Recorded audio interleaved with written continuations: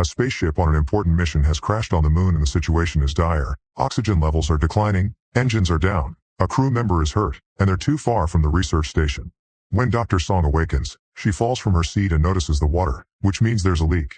She wants to fix it, but when she looks out, she discovers the spaceship is resting on the edge of a massive chasm. This all started a few weeks ago. The year is 2075 and Earth is going through a serious water shortage. Sea levels are falling, it never rains, and infant mortality rates have spiked as people desperately consume contaminated water. Food shortage keeps getting worse because vertical farms can't do enough, and having pets becomes illegal. The government establishes a supply regulation to control the situation, rationing water depending on social class. The most important citizens get gold cards with unlimited access. This has caused hundreds of riots from the lower classes. At the Environment for Human Survival Research Center, Song is working with plants and animals. She gets a visit from Section Chief Kim of the SAA, or Space and Aeronautics Division, asking her to join their mission. At first she refuses, but she changes her mind when she hears it's about the Balhi Lunar Station, where her sister died 5 years ago. Because of her death, the government compensated Song with a gold card. Song attends a meeting to learn the mission details and meet the crew. The Balhi station had to be closed because of a radiation leak 5 years ago, so now the new team has to retrieve some important samples in capsules to bring back to Earth for research. Once they land on the moon, they have 24 hours to complete the mission, and the capsules must be transported in low temperatures. If they have any damage, they need to be extra careful with them. The team isn't told the capsule's contents or their location, so it's all very suspicious. Moments before takeoff, the crew is shocked to learn the usual co-pilot has been replaced at the last second by a stranger named Lee. The spaceship leaves Earth and reaches orbit right on schedule, and their flying goes smoothly until they get closer to the moon. The alarm starts ringing and they learn that the docking system is having trouble, meaning the bolt won't last if they get into the landing orbit. Since they can't reach the SAA, they decide to release the landing module early. Unfortunately, the main engine won't ignite and they have to change to thrust controls, which don't work either. The spaceship crashes on the ground and slides down until it gets stuck upside down on the edge of a chasm. Back to the beginning, the crew suits up and tries to open the door, which causes the ship to slide down a little more.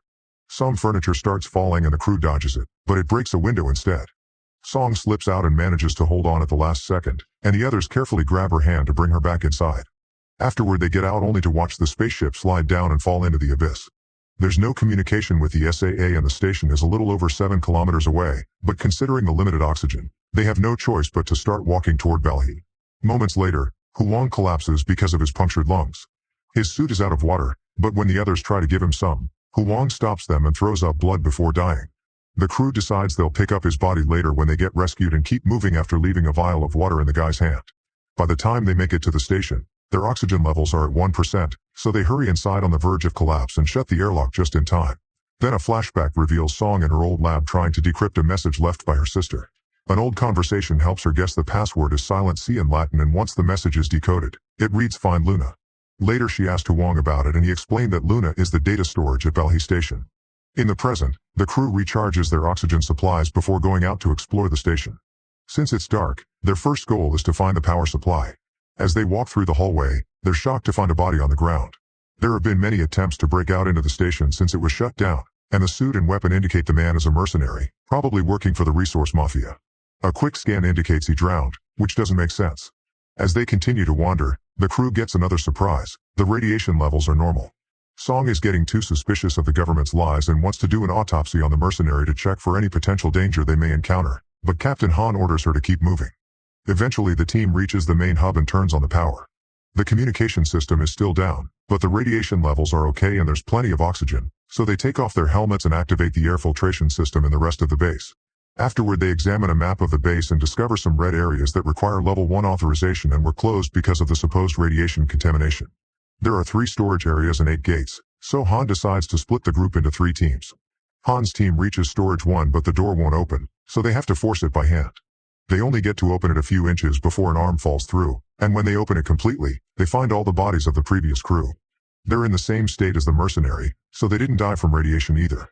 There are blood handprints on the walls indicating the crew tried to escape, but it seems the area was shut down in an emergency. This means the crew died after the shutdown and not before, as the government said. Afterward, Han's team enters storage 1 and notices someone had already been there. There are some capsules on the ground but they're all empty. Song's team heads to storage 3, but they stop when they find a strange biosignature on the scanner. Since it's moving alone, it can't be a crew member, so Chief Gong decides to investigate and tells his teammates to wait. Since this is getting too weird, Lee tells Song that she was right to be suspicious and offers to cover for her while she heads off to the infirmary to find the medical records. As soon as she's gone, Lee enters Storage 3 to discover the power isn't working here and the capsules are empty. He accidentally drops his flashlight, and when he reaches under the furniture to retrieve it, something takes the flashlight away. After the initial shock, Lee tries again, only to find a capsule full of water. Meanwhile, the team heading to Storage 2 finds some creepy drawings on the ceiling. This storage door won't open either, so they have to hack the lock. Once inside, they discover that someone already searched the place and the remaining capsules are empty. There are bodies on the ground, but this wasn't radiation death either because the levels are fine. When he looks more closely, Suchin realizes one of the bodies is holding a capsule. When he pulls it from the stiff fingers, he accidentally presses the body's chest and causes it to cough up a strange spore that enters Suchin's eyes. The capsule he grabbed is empty too, so the team begins heading back. On his way out, Suchin feels strange and water droplets can be seen moving under his skin as he starts hallucinating things like a starfish on the wall. Another flashback reveals that before the mission, Song had already been researching the Valhalla station and noticed a weird sign. Later, Kim surprised her by saying that the sign wasn't on the door, it was on the floor. In the present, Song gets a message from Gong telling her that he lost the weird signal and is going back, so she has no choice but to return without finding the symbol. When she makes it to the storage, she finds Lee at the door and sees how suddenly something pulls him back into the room. Song immediately goes inside and discovers Lee being choked against the ceiling. Once he's dead, the mysterious entity drops Lee on the floor and takes the capsule away. When Song tries to take a closer look, the entity disappears. At that moment, Gong returns and calls the rest of the crew. Dr. Hong inspects the body and discovers Lee has fractures all over, which matches Song's weird story.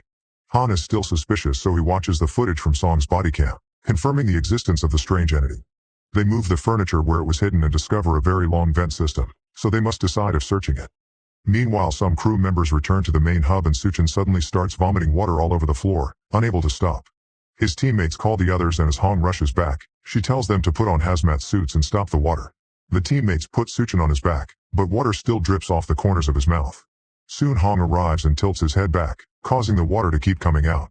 The doctor cuts Suchin's throat to insert a tube that makes the water spurt out like a fountain. Then she takes a sample of his blood only to see it come out all watery. Water keeps coming out of the tube with no end in sight, and eventually Suchin dies, drowning just like the bodies they found earlier. Once the filtration system clears the air, the team can take off the hazmat suits. Hong will do an autopsy of Lee's body and Song will check out the data storage, not caring about Han's refusal anymore. The other crew members want to quit because it's become too dangerous, but Han announces the mission is still on and takes some men with him to search for the entity while telling the rest to re-establish communications at any cost. Han's team enters the vents and finds the same creepy drawings on the walls. Suddenly their scanner finds a biosignal approaching them, however it seems to be in another part of the facility because it passes right over them. The team tries to follow the same direction and comes across a door, but it's locked. At that moment they get a call from the men in the main hub saying they made progress with the comms, so the team decides to go back. Meanwhile, Suchin's body is taken to the infirmary, where Hong begins opening him up. Song checks the medical records, but they're all locked, so she goes to gather tissue samples from the other bodies. Minutes later, while Song is working, she thinks she's found the body of her sister, but when she checks the tag she notices it's a different woman with the same surname. Afterward, Song returns to the infirmary, where Hong confirms that the body was filled with water from the inside with no signs of external damage. Song mentions the other bodies had similar symptoms, and when she checks the samples, she discovers the previous crew were in perfect health when they died, with no signs of virus or bacteria. Not to mention Suchin's blood appears to hold a separate layer of something unrecognizable. Back to Han, he learns from the others that they need to fix the digital unit. Usually the elevator would take them there, but it's out of order, so someone will have to climb down, which is very dangerous. Han volunteers to go, and when he stops by to inform the doctors, Song shares a theory. The creature didn't hurt her and is familiar with the internal base structure, so she thinks it may be a survivor. However, Han thinks it isn't possible. Afterward, Song and Hong examine the vomited water and notice it's distilled. It seems the water itself could be the virus, probably extraterrestrial, and it could be the solution to the drought on Earth. It's not in the air, so something happened 5 years ago that made it spread among the old crew. At the chasm, Han starts carefully descending to reach the unit. Suddenly the elevator starts moving on its own and the computer controls are unable to stop it. Han holds on tight and moves out of the way just in time, so the elevator keeps going and disconnects Han's rope in the process. Then it crashes into the station, causing the power to go out only to return a second later. Then the crew begins lowering the rope again, but Han asks them to throw the whole thing off because the elevator is now falling. Moving quickly, Han connects the rope to one of the shafts and dodges the elevator again, but this time his body bounces against the metal and his oxygen system is damaged. After dreaming of his sick daughter back on Earth, Han decides to keep going instead of returning and successfully finds the unit. He quickly changes a panel so the team can reboot the system. Then he passes out. Thankfully, the crew quickly saves him and brings him back, but they have bad news. The comms still aren't working. The computer is completely functional, yet for some reason there's no signal. Suddenly they detect an unknown signal coming from Storage 3, so they go there to investigate. The room turns out to be empty, but when they check Lee's body, they find an old communicator indicating he's a rogue agent. Using this communicator, they manage to make the comms work and get in contact with Director Choi of the SAA. After Han updates her on everything, Choi orders him to concentrate on finding the intruder, and Han asks for the codes to access the restricted areas. He also points out Choi isn't surprised by anything he mentioned, so he suspects she knows more than she lets on. Meanwhile, Song wanders around the station and finally finds the door with the sign on the floor, but she can't open it without the right code. She returns to the lab and decides to try a new test. She drops some blood on a sample of vomited water, and it immediately starts multiplying at an amazing speed. They immediately hit it with extinguishers and all the drops instantly freeze, confirming that the water can only multiply as long as its host is alive.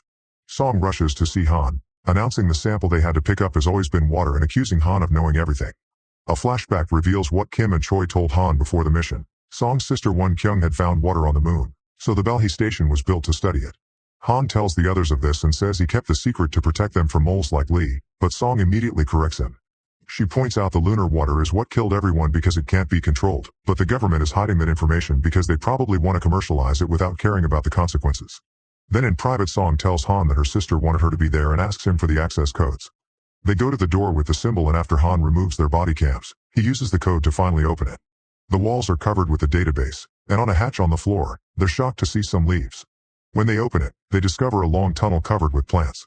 Song and Han immediately bring the rest of the crew and they agree to go investigate. While E2 stays by the hatch to guard it, the others carefully climb down and find multiple storage rooms filled with plants. They also notice this area isn't on the map. Eventually they find a control room with tons of sample capsules, including a broken one on the floor from which all the plants grew out. The team begins gathering capsules to take back, and Han notices something moving among the vines. Other crew members notice something in the hallway only to suddenly scream and run away. The creature tears off E1's arm to steal his capsule, so Sun shoots it to make it drop the sample. The creature runs to hide in the vines and Hong approaches E1 to discover he's died. The others approach the vines and open fire when the creature moves, jumping and climbing around like a monkey. It doesn't stop moving until a stray bullet hits a bursting pipe, making the entity fall. The crew approaches the creature and they're shocked to see it's actually a young girl with a weird protuberance on her jaw and reptile eyes. When she sees them come closer, she quickly runs away and leaves through the upper tunnel, knocking out E2 in the process. The others try to follow her, only to discover that the sample she dropped before is broken and now the water is making contact with E1's blood, multiplying at a crazy speed. The crew rushes to retrieve the sample briefcase and runs to climb out while hearing an alarm go off in the control room. They pick up E2 and make sure to lock the hatch again before rushing to the infirmary.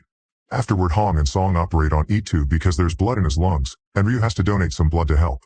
Once he's left alone in the infirmary, Ryu reveals he also has an extra communicator and sends someone a message saying he has a sample. The mysterious person replies with orders to eliminate all witnesses. Then the crew discusses what happened and Song theorizes that the girl is trying to stop them from taking the water. Han calls Choi to confirm they have the samples and informs her the intruder is a young girl, but Choi tells him to kill her anyway.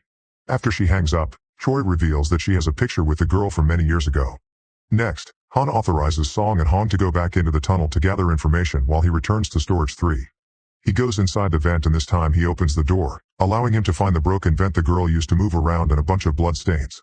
Han follows the blood while two of his men find another vent opening in a hallway, so they go inside and find an area not on the map. There are more bodies here and they start following the blood too, only to suddenly be startled when Han falls in front of them. It seems the girl has complete knowledge of the station and can move through it effortlessly. In the mysterious tunnel, Song and Hong access the database and Song admits that she had no idea her sister was on the lunar base until she was informed of her death. Won Kyung had called her once before the accident, but Song didn't pick up the call and now regrets it. When they finally breach the computer's security, they're shocked to see all data has been erased. The duo returns to the infirmary and finds Ryu taking the samples, pretending that he has orders from Han. Song gets suspicious and stops him, and when Ryu takes out his gun to kill them, they all step back when they see the girl at the door. Ryu tries shooting her, but the girl dodges all the shots and jumps on Ryu to knock him down. While the rest of the crew arrives, Song carefully shows she means no harm and puts down a capsule for the girl, who has a tag with the name of Song's sister. When the girl grabs the sample, Ryu destroys it with a shot, and the girl collapses as she has a seizure. Song notices the protuberances on her cheeks moving like gills, but the girl runs away because she can take a closer look. Afterward, Song puts away all the other capsules and tells the crew that the water can't kill the girl. Some crew members want to kill her, but Song forbids it because the girl is the only chance they have to save humanity. Then Han calls Kim, who confirms Choi was the one who ordered the station to be shut down, and not everyone in SAA agreed. He refuses to share more information. He only urges Han to work with Song to find the truth. When Kim leaves his office, he discovers some rioters have managed to break a storage wall, and now everyone is rushing to collect water. Meanwhile, Ryu sends a message asking for support forces. He gets a call from his contact, revealing it's an American man who insists he should kill everyone and go to Gate 7. Ryu grabs all the samples, and as he leaves, E2 wakes up and sees everything. E2 tries following Ryu, who immediately shoots him and hides all the evidence. Back to Han, he tells the others they'll lure the girl out to capture her alive. They find the girl's location with the scanner, and then Song stands in the middle of a hallway with a sample in her hands. Suddenly the girl comes out of the vents, so Song puts down the sample and begins walking away. Han closes the first gate and drags Song out so he can close the other one, causing the girl to run out and get her leg caught in the door. Song tries to help her, and as the girl bites her, she reveals a tag on her neck that says Luna 073. When Song calls her that, the girl starts crying, and Han shoots her with a sedative.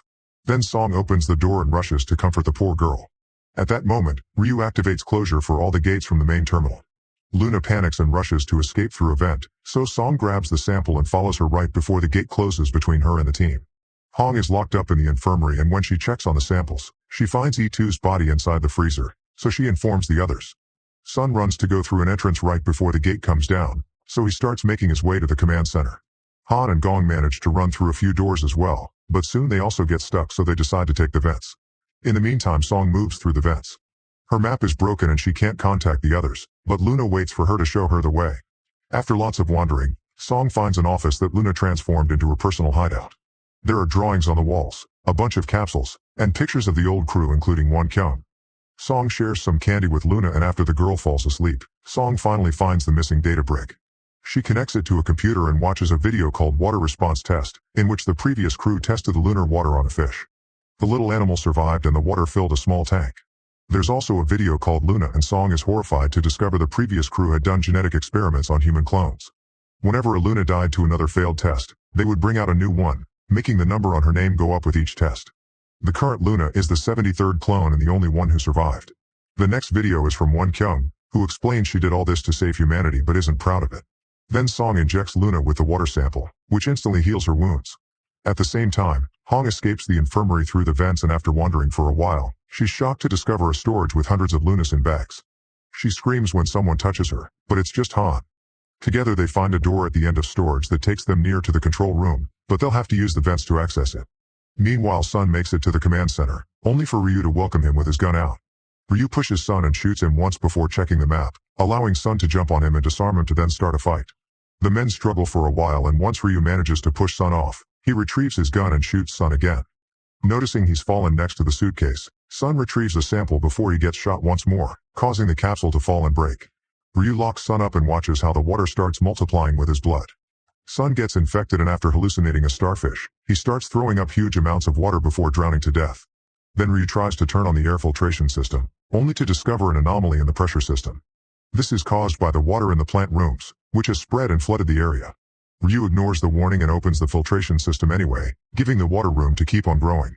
At that moment, Han and Hong drop down from the vent and find Sun's body but no Ryu in sight.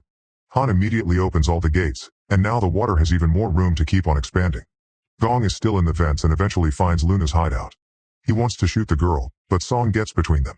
When Gong informs Han, he also wants him to keep them alive and bring them over to the main hub. Afterward, Han finally finds Ryu and jumps on him, starting a fight. The men struggle to gain control of the gun and keep accidentally shooting it, creating holes in the ceiling. Eventually, Han manages to overpower Ryu and tries to choke him, but Ryu punches him and gets away as he accidentally drops his communicator. At that moment, the filtration system gives in and water begins sprouting out of all the vents, leaking out of the base and freezing under space's cold temperature. The water also begins to dribble through into the hallways and creates a wall between Ryu and Han, giving Ryu the chance to escape. Then a flashback shows the incident 5 years ago. Everyone was working normally when suddenly the alarm started ringing, so the crew ran to evacuate while the water found a little seed on the floor, instantly making it grow. The computer kept closing the gates and not everyone made it out on time. Others found the hallway blocked by guards who would shoot at them to keep them back while the gates closed. In the present, the water is starting to flood the station. The crew reunites in the medical bay and discusses how to proceed. Suddenly Song starts feeling sick and runs to lock herself up in another room, not wanting to infect the others. Then she starts vomiting water and passes out as she sees herself drowning. But while thinking about her sister, Song sees a light and starts fighting against the water. Minutes later, Song is shocked to wake up in the infirmary. Hong theorizes that Luna's bite filled her up with antibodies. Then Han and Gong read Ryu's messages and call Kim, who confirms the SAA rescue ship has detected a second spacecraft approaching the base. Song wants to know what will happen to Luna, and Kim explains she'll be taken to the Ministry of National Defense and the government will continue with the experiment. Song refuses to bring the water back to Earth and Han reveals he asked Kim to gather the other officials to go against Choi, but Kim explains nobody wanted to join him because Choi is powerful. After the call ends, Song says they should go to the International Institute of Space Biology because it's a safe and neutral space station where they can buy time to make a better plan. Meanwhile, Ryu wanders around the station as he starts to hallucinate because he's infected too, seeing the people he killed blocking his way while the water continues to leak through crevices. Back to the crew, Han manages to gain Luna's trust because she sees the sticker his daughter put on his badge. This allows Han to put a tracker on her ankle just in case. Then the team starts making their way out, but Luna suddenly drops to the ground and hears the water flooding the hallway under theirs. Panicking, she runs in the opposite direction and the crew follows her right before the water reaches their hallway too. Vent lids continue to snap out all over the place and more water keeps coming in, but thankfully the crew runs fast enough to reach Gate 7 and close it behind them. Here the crew finds a delirious Ryu, who shoots in the air to keep them back and starts crying as he apologizes for all the people he killed. It turns out he was one of the guards that kept the scientists from escaping 5 years ago and even pressed the button to close the gate. Noticing the water about to bring down the gate behind them, Gong shoots Ryu multiple times to bring him down, but Ryu manages to land a bullet on him too. Now the crew can step forward and bring down another gate that stops the water just in time. While Ryu vomits watery blood and dies, the team grabs his samples and rushes to the airlock, where they start suiting up. Gong is very weak, so Han closes his wound with tape and helps him put on his suit, but his efforts are in vain and Gong dies anyway. Once everyone is ready, Han tries to activate the air depressurization, but the system isn't working and he'll have to do it manually. Ignoring Song's pleas, Han sneaks out and activates the lever right before the water reaches this area too and brings him down.